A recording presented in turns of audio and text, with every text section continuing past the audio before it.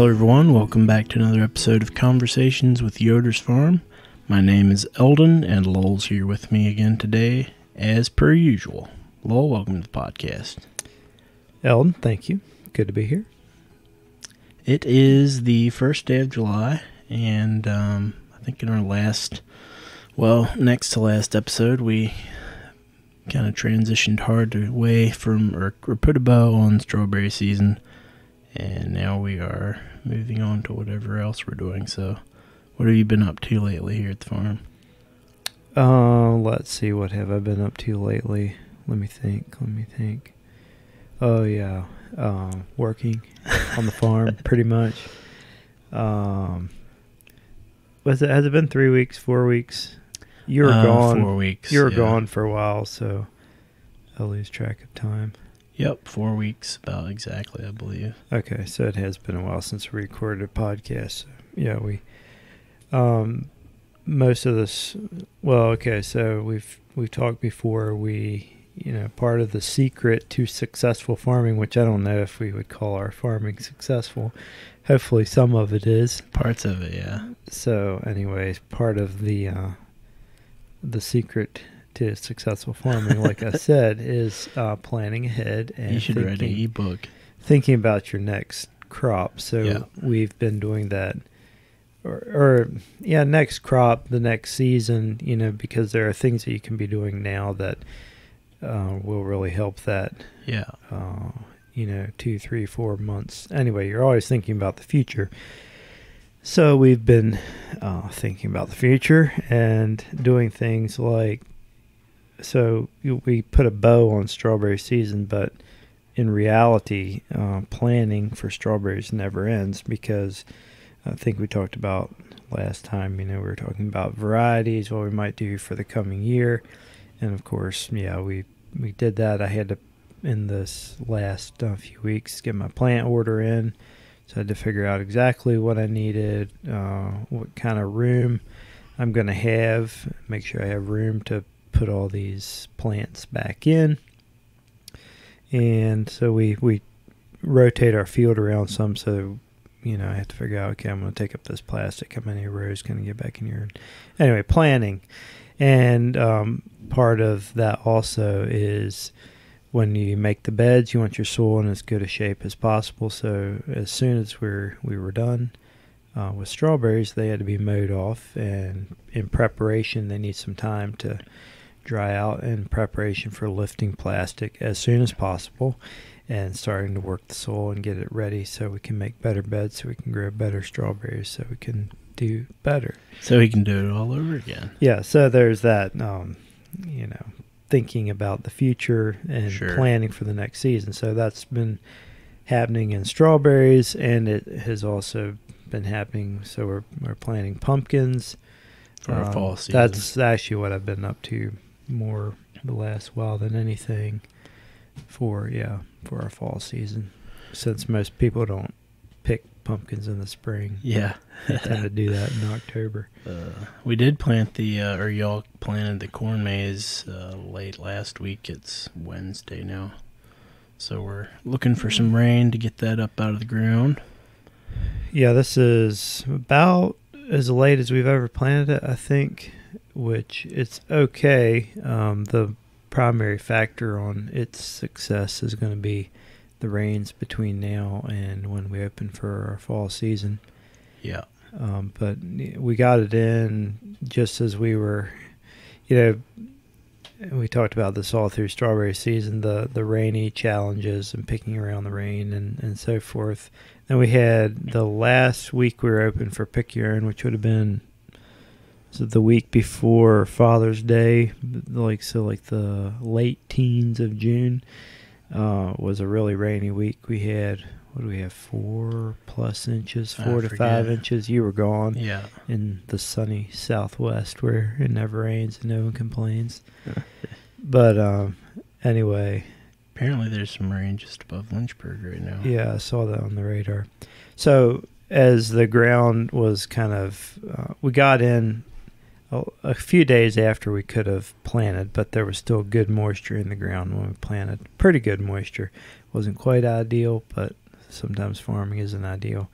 So most times it is not. we got we're able to plant with our corn planter. You need some moisture. If the ground is too hard, it's interesting. Hard to knife the seed. Yeah, it's got these coulters on that make a furrow, and these openers, and but you need ideal, nice soil conditions to make it plant well.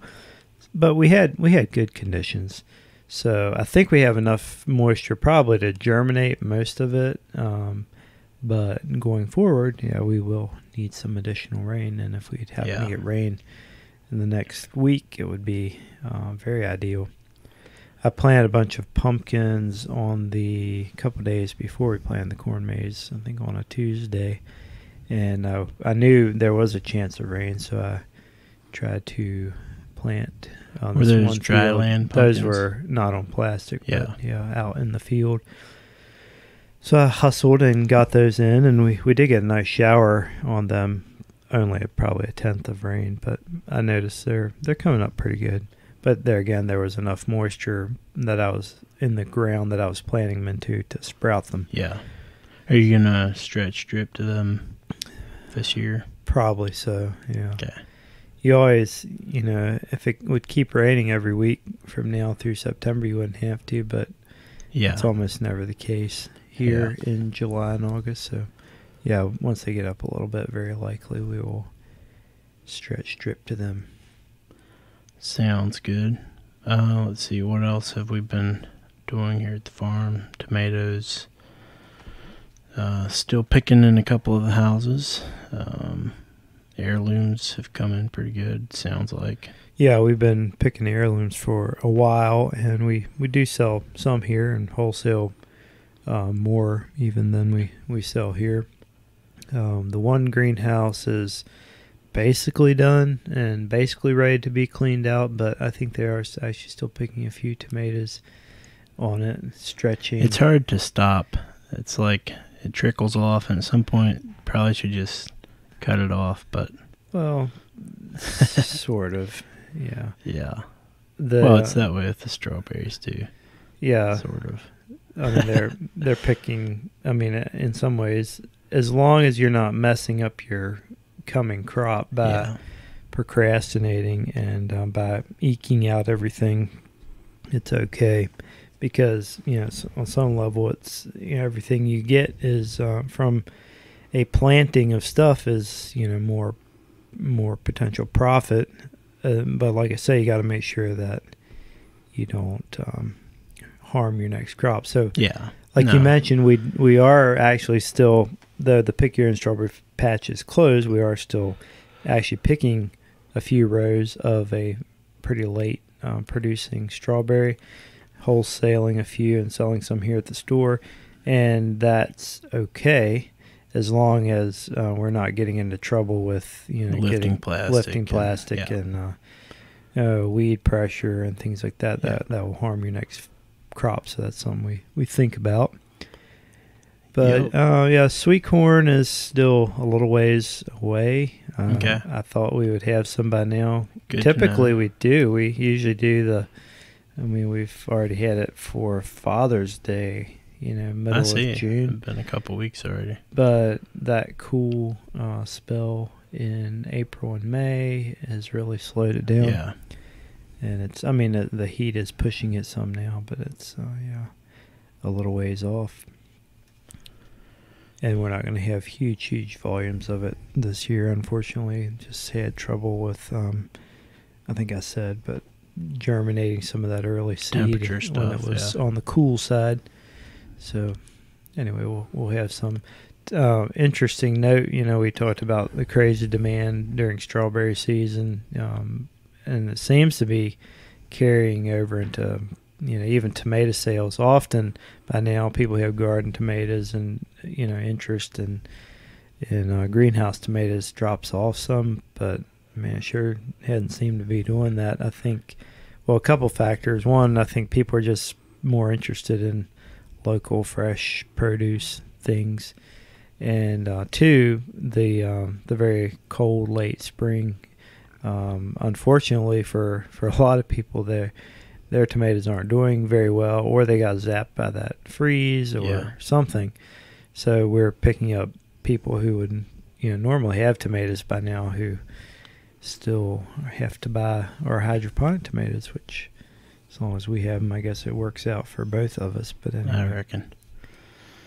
Yep. So let's see. The next couple of weeks, we'll hopefully get the maize up, and I'll get an outline and work on a design for the corn maze.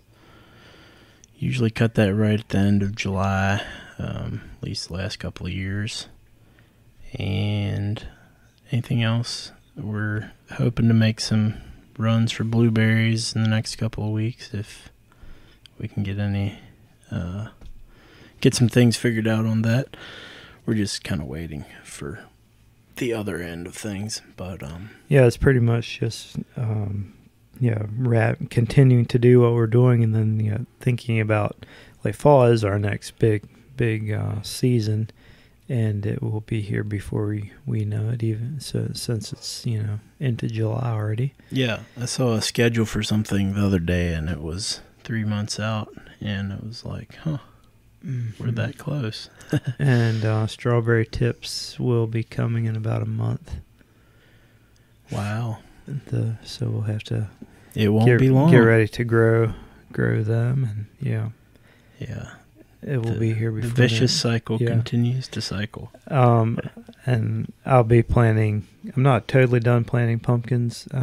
Probably over halfway.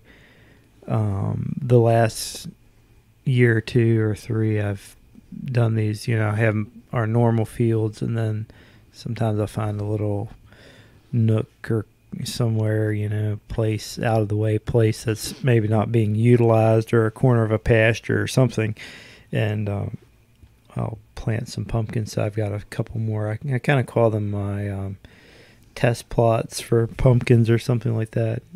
I can plant a variety of things in there, and if they do well, then that's great, and if they don't, then hopefully I have at least the bare necessity already planted out, on the plastic and where we normally plant them. But it can be a nice boost to have pumpkins coming from one of those out of the way fields, especially one thing I used to kind of panic about getting pumpkins in the ground and really push by to get them in before July, through the last part of June. But one thing I'm realizing, if you had wholesale pumpkins, you need to kind of be picking those very end of August, 1st of September. Yeah. To move them to places where retailers can sell them and so forth. But if you can have a really nice, fresh pumpkin with a nice green stem maturing in October, that's a really pretty pumpkin. And we have if you can kind of stagger your picking dates. That's a good way to say it. No, it's fine. So I'll keep planting pumpkins for even another week or 2 probably. Sounds good. And hopefully get us some nice, we have good sales here at the farm, the corn maze, well into October, even towards the end of October. So it's always nice to have a plot of those to go cut when you're running low in your field. Yeah. Very good. Well, anything else we should cover on this episode, you think? No. No need to drag it out any longer than we need to. That's right. We'll try to be a little more regular, I guess, at some point on. Well, we were regular, it just wasn't up-to-date content. Fair enough. So, yeah. All right. Well, thanks for listening, everybody, if you made it this far. As always, you can find out more than you want to know about Yoders Farm at yodersfarm.com. And if you have maize design suggestions, feel free to give them to Eldon. Yeah, I'm sure he'll be happy to incorporate them into the maize design. Yeah. I was mainly kidding. Good. But I just thought I'd throw that in there. All right. To make your life difficult. Yeah. It is kind of a pain when you have too many cooks in the kitchen, but that's how it goes sometimes. All right. Thanks for listening, and we'll be too back many cooks in the kitchen can also of weeks, cook a lot of bread if they, both start cooking or all. Generally, most cooks in the kitchen aren't all on the same page. And it depends how they're cooking, too. If they're cooking keto or if they're cooking paleo or traditional, whatever. All right, we'll see you, everybody.